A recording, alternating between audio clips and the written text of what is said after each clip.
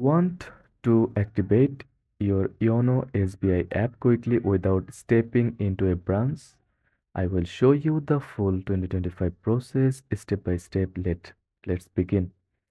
First of all, unlock your phone and open the Play Store or App Store depending on your device. Search for YONO SBI and download the official app.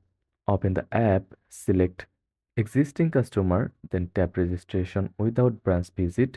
This lets you activate your account remotely. Enter the OTP sent to your registered mobile number to verify your identity.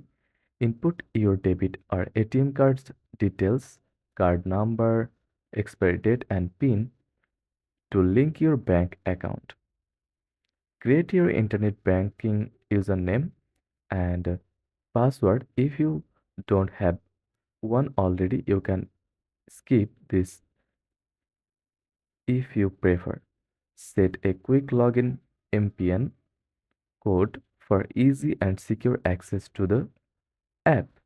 After completing these steps, your profile will activate automatically and you will be logged in, ready to use all features.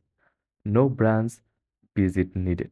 And that's how simple is it to activate YONO in 2025 without any hassle. If you found this helpful, don't forget to like and subscribe for more easy banking tips.